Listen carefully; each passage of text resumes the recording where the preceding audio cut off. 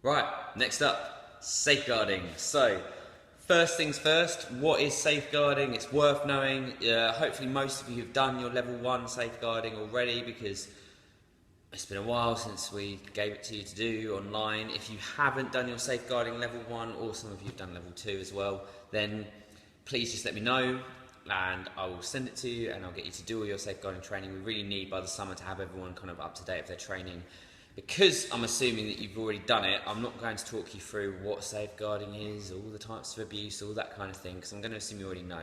If you need a quick refresher, safeguarding is basically keeping the children safe, and we're focusing mainly on watching out for warning signs of abuse when we talk about it at work. So that's kind of your heads up. If you can turn with me to page 12 of your books, we're just going to have a look at a quiz. So we're going to do the first quiz together, and then the other two quizzes are quizzes that were found online by Jenny.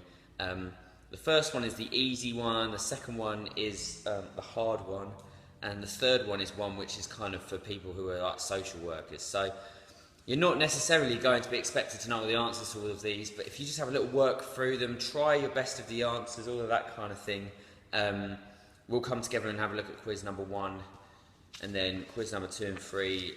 When you bring your books back, I'll just have a look to see if you've had a think about it and have a look at it, all of that kind of thing.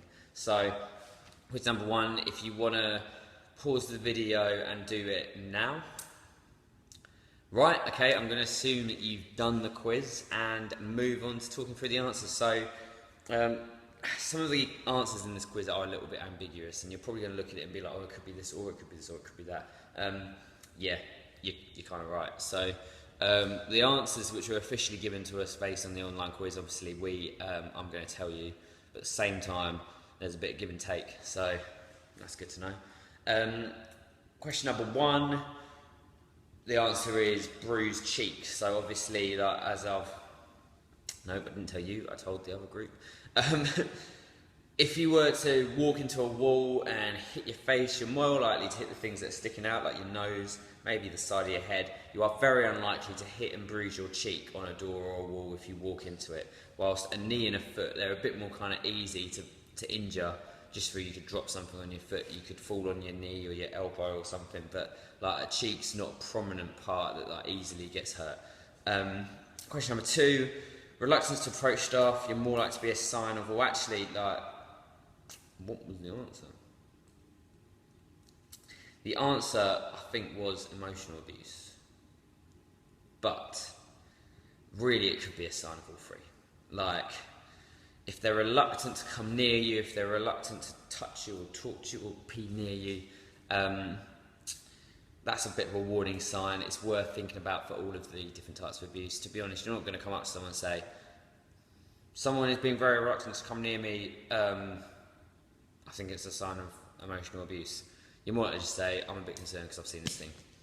For the number 3, one sign of sexual abuse might be taking the parental role at home is the answer, but actually flinching when touched is another thing. Like, obviously that can be physical abuse, but it could also be sexual abuse. Like, people who are touched, obviously, like if they're touched in a way that they don't like, are going to flinch like when other people come near them in that sort of way, even if it's not intended. But taking on the parental role at home, again, it's just one of those things where you're almost overcompensating emotionally and kind of physically for something which has kind of gone wrong. So that's where that's from. Question number 4, which one of the following is more likely to be a sign of emotional abuse? This one is delayed development. Obviously, we deal with children who have delayed development for a whole load of other complicated reasons. It's not always because of abuse, luckily, but it can be for other reasons, obviously, like people with global development delay obviously have development delay. But for people who suddenly delay in their development to a stage where you might expect, they can come because of abuse. So obviously, like if they're being emotionally stunted by the way that they're constantly being put down, then this is something that could happen. Obviously, depression and loss of weight, again, are things that can happen as a result of abuse. Depression particularly can affect people because if they're kind of keeping things all bottled up inside and not expressing their emotions about something, or they're not even able to process their emotions over something because of what's happening to them. But also, a loss of weight can be a really key thing. It's obviously quite a key sign of neglect if someone's lost a lot of weight because they're not being looked after properly. but you also might be just refusing to eat because of what's been going on to you as well. Looking at question number 5, which of the following suggests that a child might be being bullied? The answer is truanting. So truanting is skipping school or work or whatever you should be at. So like, obviously, if you're being bullied at school, you're going to not want to go to school because you're worried about like what's going to happen to you when you're there. You may find that some of the other things are kind of like a part of it as well, though, like unexplained bruising. Like if someone's being beaten up, they are going to have bruises. They might not tell you the answer to those bruisings because they don't want to dob in their mates, because then they'll get bullied more, or they think they'll be bullied more. Obviously, having a reluctance to have someone contacted about it as well can be a sign, because like we have this whole like snitches get stitches kind of law of the jungle thing that sometimes goes on, particularly at school. So that sometimes can kind of cause a bit of an issue as well. Moving on to number 6, when listening to a child who is reporting possible abuse, you should not agree to keep things confidential. We don't have secrets. Like, secrets are very, very dangerous in these situations. There's always got to be an assumption that information could be shared if it's appropriately worrying that it would need to be. Question number 7, which of the following should you do when listening to a child who has possibly been abused? You should listen carefully without interrupting. So you shouldn't be questioning them constantly or interrupting them. You definitely shouldn't be asking them kind of closed questions. So did dad do that to you, or did that happen to you at school? You should be letting them talk freely without being led. There's a lot of the children that we have here who will say yes to a question even if the answer is no, just because they kind of almost like feel compelled to do that. So like, you've got to just be very careful about how you handle that. Question number 8, which of these is a benefit to early childhood development? It's all of them. So everything that you've got written down there: cognitive skill, physical abilities, comfort and confidence, emotional stimulation, physical stimulation. All these things are improved if you're well looked after in early childhood. Question number 9, when does most of the child's brain development occur? It's at 0 to 5. The first few years of your life are the most important developmentally.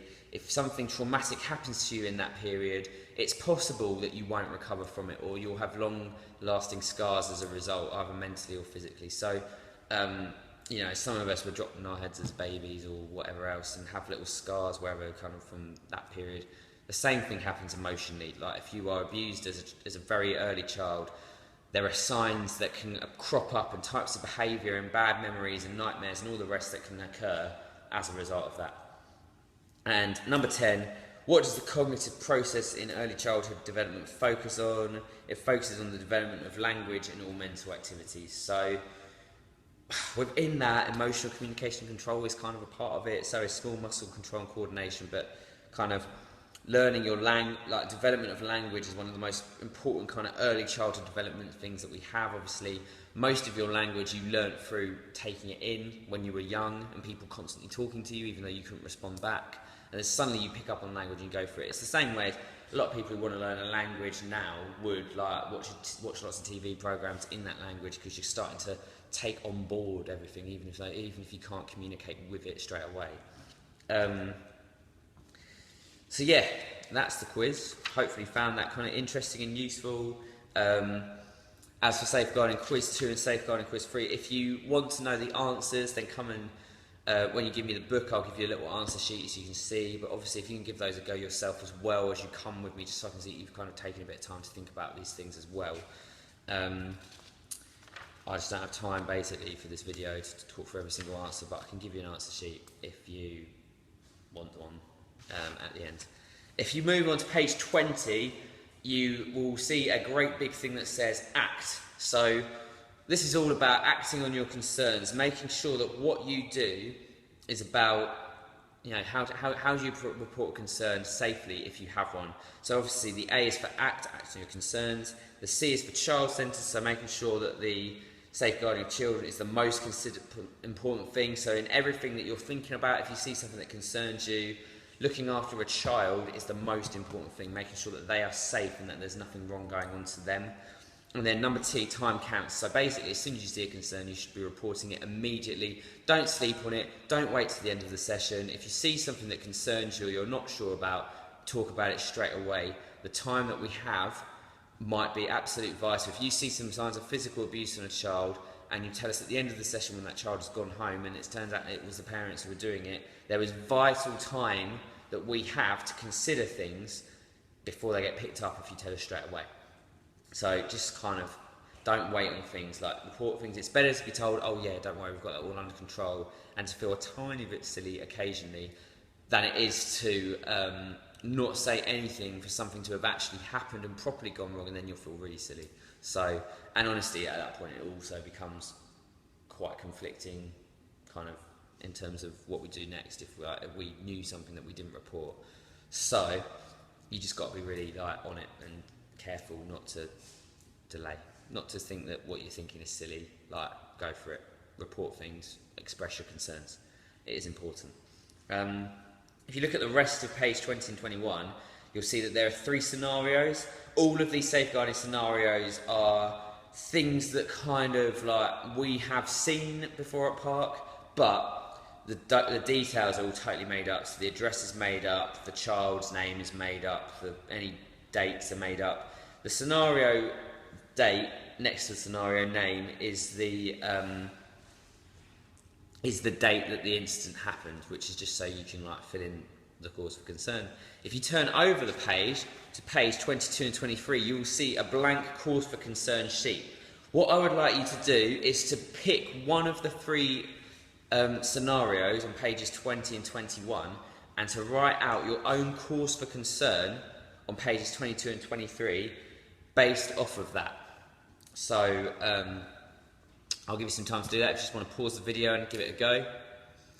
And hopefully now you have given that a go. So let's just have a look at this for you together. So if you're looking at page 22, you can see firstly the member names. That's really obvious, like the person at the centre of whatever controversy has occurred, whatever incident has occurred. Their date of birth, obviously, you might not have known the date of birth. I don't think they were all on the cause for concern, but obviously you can just make one up. For this incident, obviously you get the child's details out and actually write it yourself if it was for real.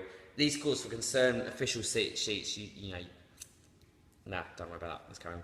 Address, so obviously you had the address, so write down the address of the person. Date the concern was raised, that should be today's date, the date that you saw it. Reported by, obviously you have reported that, so that would be you reporting it.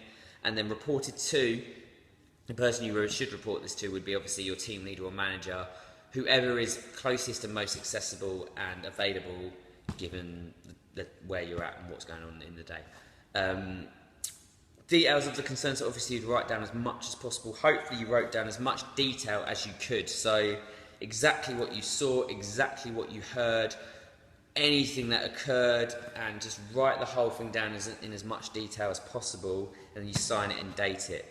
On the other page, any witnesses who saw it, so you might often be asked in a situation, did anyone else see it? Obviously the more people who've seen something and kind of their stories corroborate, the better.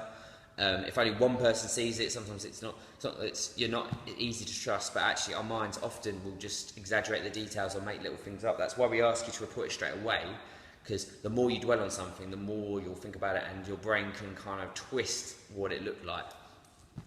Depending on how worried you are, how much you don't want to talk about it because you're worried, maybe it's nothing. So that's why we get you to write witnesses. So obviously you can write witnesses of different people, their names, get them to sign it, and the date when they've signed it, hopefully again on the same day. Action to be taken, so obviously we would then go away as Park and decide what to do next. So we'd probably we might ring our external company just to kind of get some help from them. We might be able to make the decision ourselves, so we might actually just go, yep, we know exactly what to do here. We're going to ring the police, or we're going to talk to the parent, or we're just going to let someone know, this person or this person, I don't know, depending on the situation.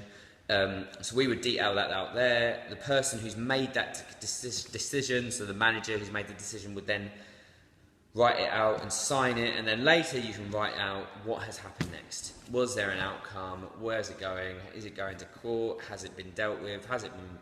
Is it turned out it wasn't a concern in the first place? The parent's been spoken to, they've said, oh yes, it's because of this, moved on. Obviously then Child Protection Officer would sign it, and any involvement from outside agencies would also just need to be written down. Hopefully that all makes sense, and that's just to give you a bit of an idea of when a safeguarding concern does take place, what do we do about it, what do we kind of come across, all that kind of thing. So I hope that's been helpful for you, and I hope that's kind of helped you to get a bit of a grasp of some of the finer details of what goes on with safeguarding while we're at the centre. And as I said, the most important thing is if you see anything that does concern you, if you see anything that makes you at all bothered or worried, please just report it. Don't assume that it's nothing. Don't assume you're being silly. Assume that it's worth reporting. And even if you're not right, it's good to make sure that we're on it and we're prepared for these kinds of things to happen. So yeah, thanks for your attention. Hope you've enjoyed the safeguarding part of the video. Let's move on to the next.